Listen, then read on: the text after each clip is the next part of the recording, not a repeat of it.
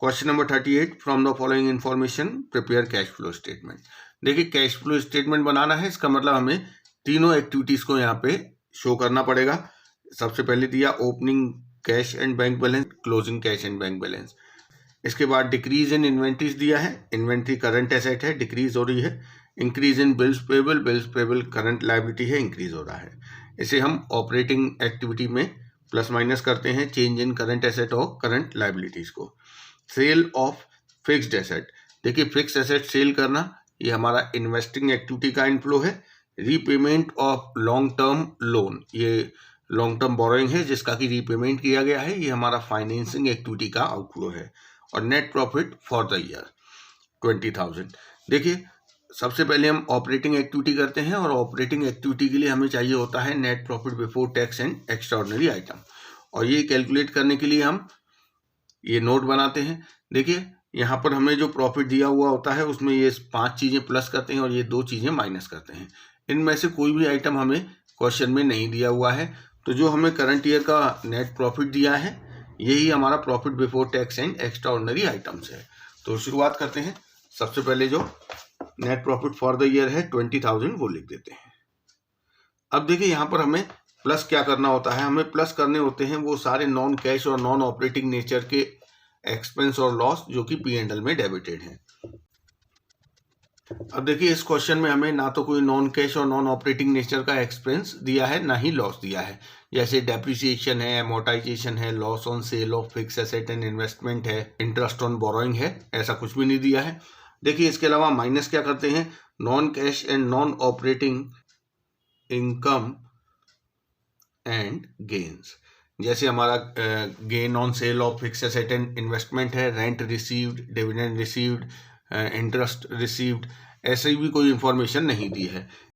तो यहाँ कुछ भी नहीं दिया हुआ है तो कुछ भी प्लस माइनस करने की जरूरत नहीं है। इसके बाद हमारा आ जाता है operating profit before working capital changes.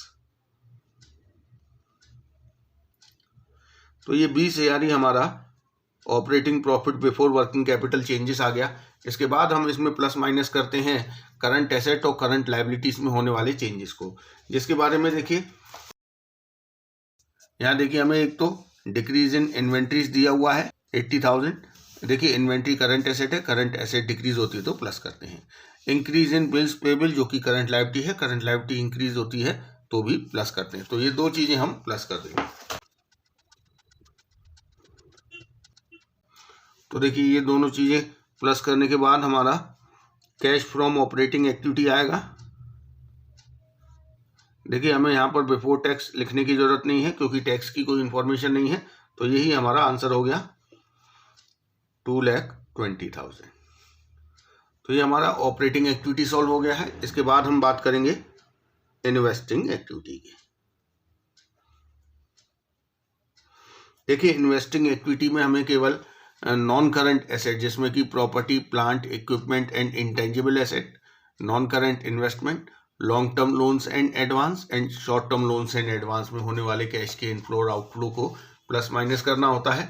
तो यहाँ देखिए केवल हमें इससे रिलेटेड केवल एक ही चीज दी है, सेल ऑफ फिक्स एसेट जो कि 3 लाख है। ये हमारा इन्वेस्टिंग एक्टिविटी का इनफ्लो है।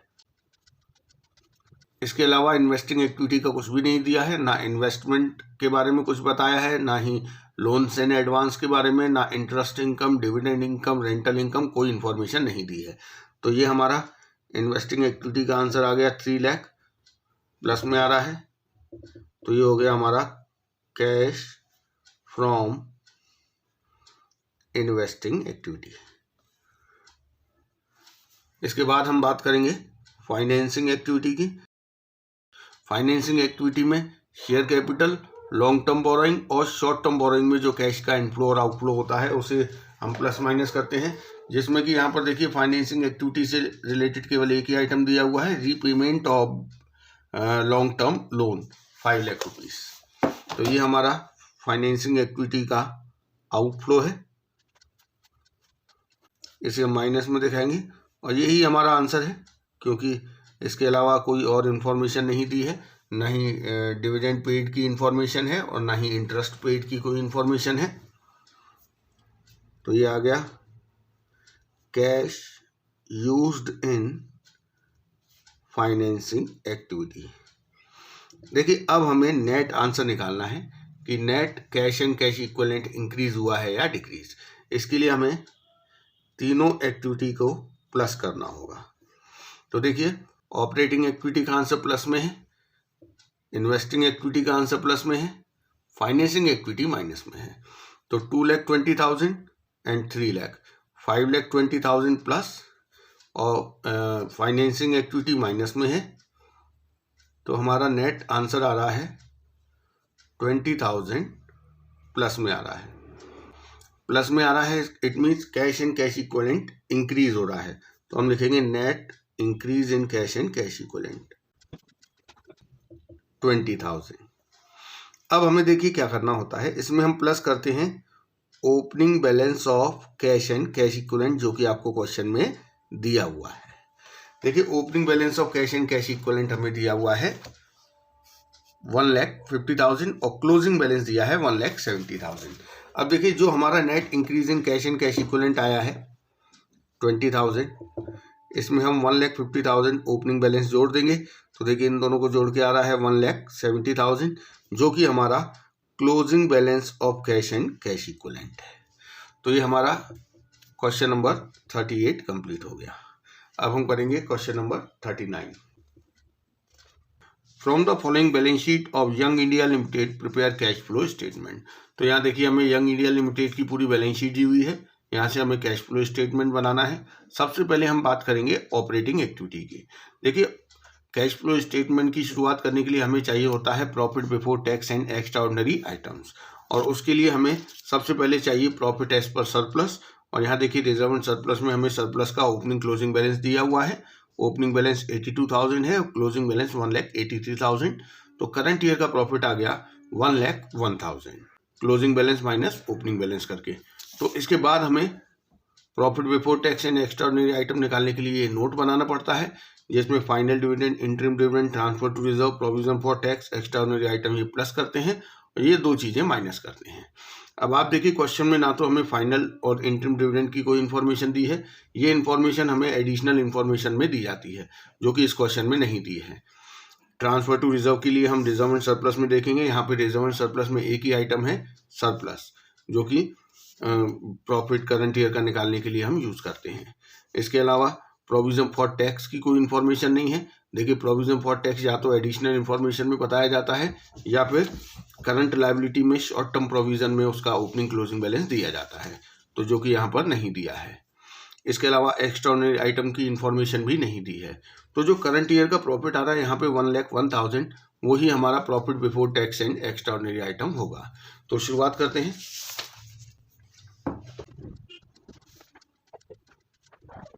तो देखिए सरप्लस का क्लोजिंग बैलेंस है 1,83,000 और ओपनिंग बैलेंस है 82,000। तो करंट ईयर का प्रॉफिट 1,01,000 है, वही हमारा profit before tax and extraordinary items है। इसके बाद देखिए हम यहाँ पर प्लस करते हैं नॉन कैश और नॉन ऑपरेटिंग नेचर के एक्सपेंस और लॉस, जैसे डेप्रिसिएशन है, एमोर्टाइजेशन है। तो डेप्रिसिएशन और एमोर्टाइजेशन की हमें एडिशनल इन्फॉर्मेशन तो नहीं दे रखी है, लेकिन डेप्रिसिएशन हम यहाँ से पता कर सकते हैं प्रॉपर्टी प्लांट इक्विपमेंट से, जिसका कि ओपनिंग बैलेंस 1,17,000 है और क्लोजिंग बैलेंस 2,74,000। देखिए यहाँ ये इंक्रीज हो रहा है, तो इसका मतलब हमने करंट ईयर में प्रॉपर्टी प्लांट इक्विपमेंट परचेज किया है। अगर डिक्रीज होता तो हम ये मान लेते कि जो डिफरेंस आया है, जो डिक्रीज हुआ है, वो ड्यू टू डेप्रिसिएशन हुआ है। तो यहाँ पे डेप्रिसिएशन कैलकुलेट करना पॉसिबल नहीं है।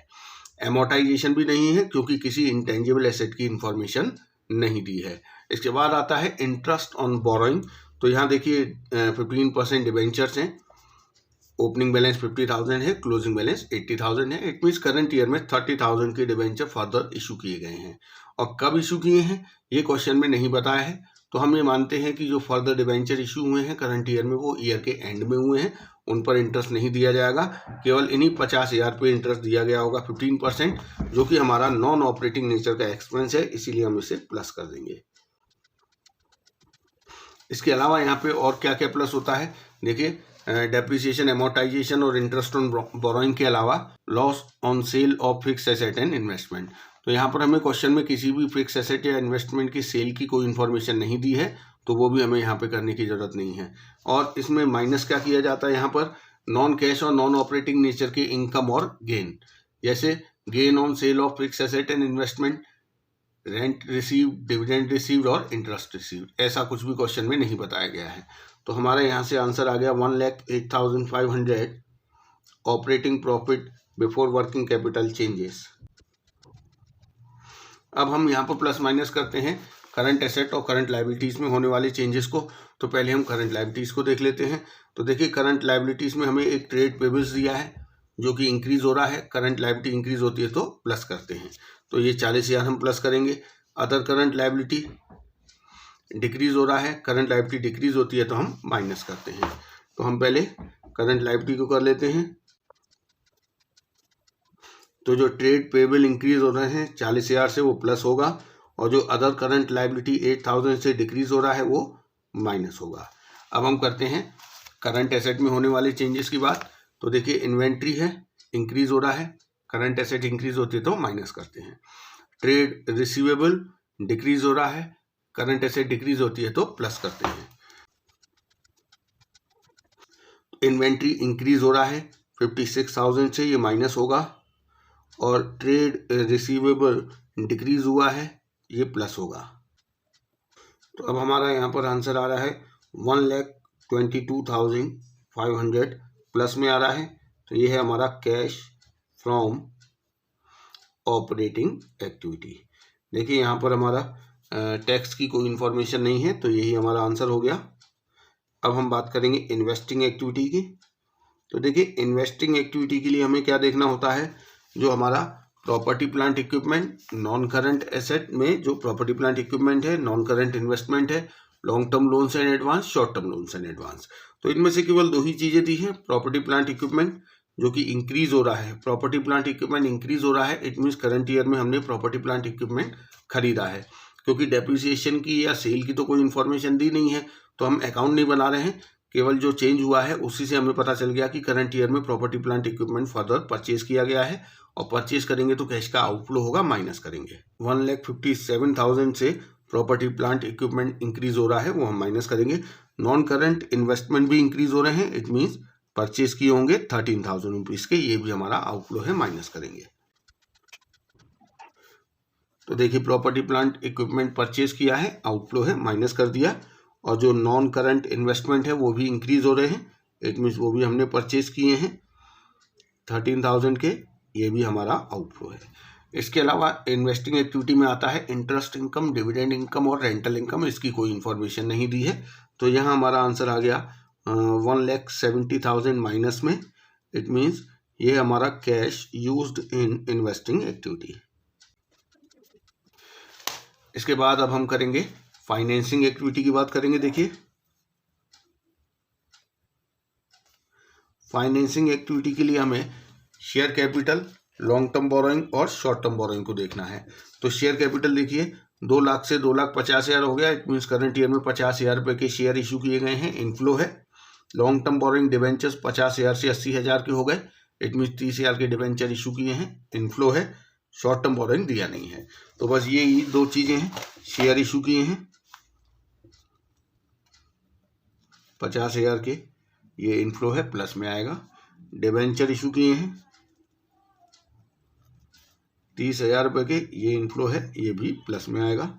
इसके अलावा फाइनेंसिंग एक्टिविटी में आता है interest paid and dividend paid. अब डिविडेंड पेड की तो कोई इन्फॉर्मेशन नहीं है, लेकिन इंटरेस्ट का तो हम परसेंटेज देख के ही कैलकुलेशन करते हैं कि कितना इंटरेस्ट पे किया गया होगा, क्योंकि इंटरेस्ट ऑन बोरोइंग एक चार्ज होता है।